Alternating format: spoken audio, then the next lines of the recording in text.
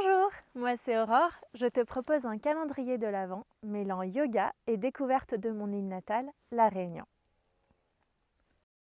And where down we go, go, go, go, go. Oh, where down we go, go, go, go, go. So where down we go. Donc aujourd'hui, comme vous pouvez le voir, il fait froid. Nous sommes à la plaine des Cafres, donc, dans les hauteurs de l'île. Ça fait partie des hauts plateaux de l'île. Pour revenir un petit peu au nom, comme à chaque fois, pourquoi plaine des Cafres, C-A-F-R-E-S. CAF, c'est en référence aux esclaves marrons qui se réfugiaient avant dans les lieux inaccessibles de l'île, dans les hauteurs de l'île, pour fuir les maîtres. Donc ce lieu a gardé le nom de la plaine des Cafres, donc en hommage aux esclaves marrons et aux premières populations de ces hauts plateaux de l'île.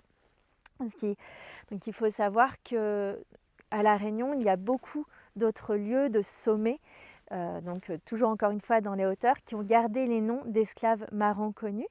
Je peux donner l'exemple par exemple d'Anchin, A-N-C-H-A-I-N-G, qui est un esclave mythique de La Réunion, et un python de Salazie a le nom de Python d'Anchin, donc a gardé le nom de cet esclave qui avait fui ses maîtres avec sa femme et ses enfants pour aller se réfugier en haut de ce python. Pareil pour le sommet d'Imithil qu'on a vu au jour 14 lorsqu'on est allé à l'entre-deux. Donc ce sommet d'Imithil garde le nom d'un esclave malgache qui est venu se réfugier sur ce sommet. Et pareil pour le sommet Simandef, donc entre Mafat et Salazie, c'est a priori un roi des esclaves qui s'était réfugié sur ces hauteurs. Donc voilà, donc ça c'était petite référence au nom. Sinon, à la plaine des Cafres, vous voyez que ça contraste pas mal avec ce qu'on a vu jusqu'à maintenant, avec la chaleur des côtes, avec l'océan. Là, on est dans des pâturages, dans de la fraîcheur, dans du brouillard. Il y a des vaches pas trop loin, on peut avoir des moutons plus loin. Vous avez beaucoup de départs de randonnée, notamment le départ pour le Piton des Neiges à partir d'ici, et aussi un départ pour aller vers le Piton de la Fournaise, donc le volcan actif de l'île, et pour aussi aller visiter la plaine des sables, donc ces sables, ces terres rouges volcaniques qu'on a à La Réunion. Si vous voulez un peu plus de visites, on va dire culturelles, théoriques, on a aussi l'observatoire du volcan à la plaine des Cafres, et plein d'autres choses comme d'habitude à voir, à visiter, notamment une fromagerie, des petites boutiques du temps ancien ici aussi, qui est très sympa à voir. Donc voilà, il fait froid, on va bouger un petit peu, on va se mettre sur un tapis de yoga. À tout de suite.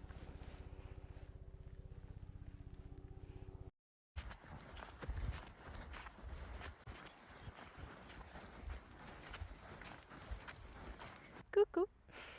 Nous sommes dans une forêt de cryptomeria, donc à la plaine des Cafres. Avant de s'installer pour la pratique de yoga, n'hésitez pas, comme d'habitude, à mettre des petits commentaires, à aimer la vidéo, à partager cette vidéo.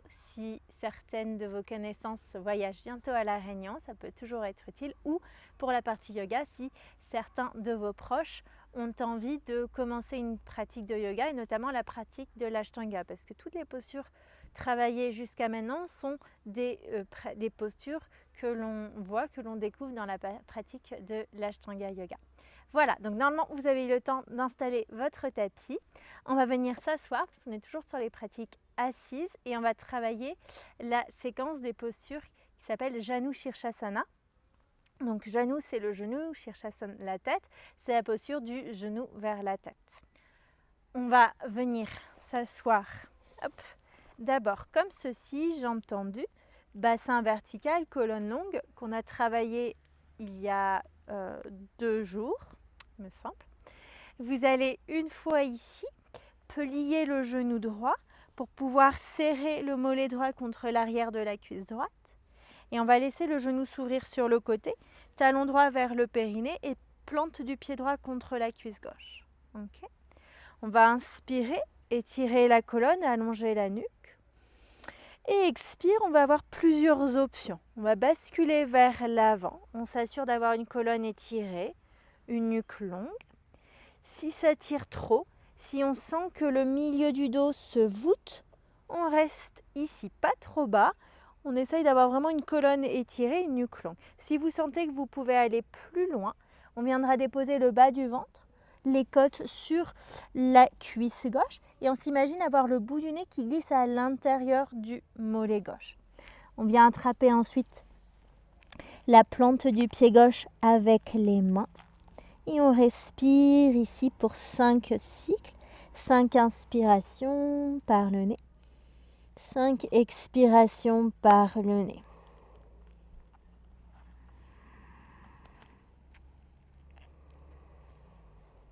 2,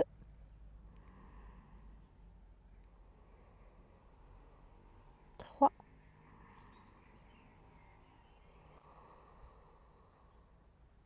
4 et 5.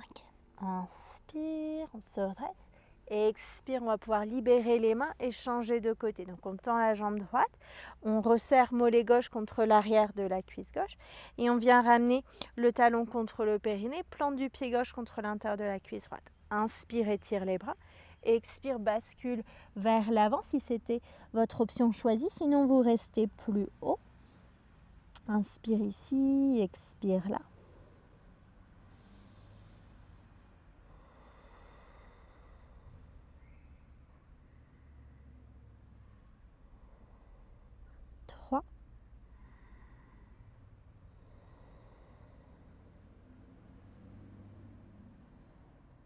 Et 5. Inspire, on redresse la tête. Expire, on libère les mains. Okay.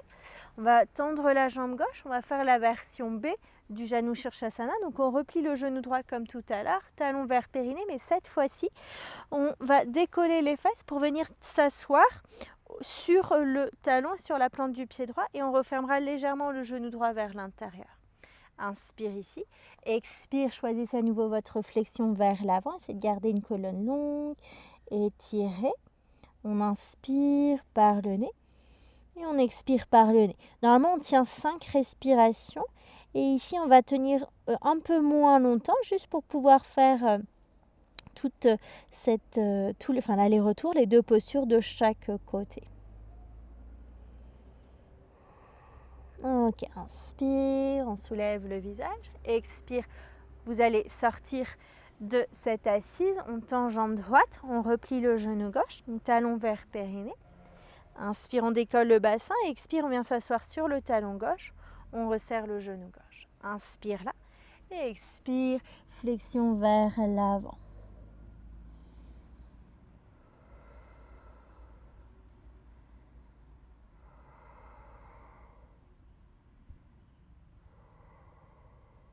Encore une respiration ici. Ok. Inspire, redresse le visage. Expire, on relâche les mains et on va sortir de cette option. On a aussi une option C qui est quand même un petit peu plus avancée, plus délicate pour la cheville. Donc je vous laisse la découvrir dans une prochaine vidéo et je vous dis bonne pratique, bonne journée ou bonne soirée et à demain.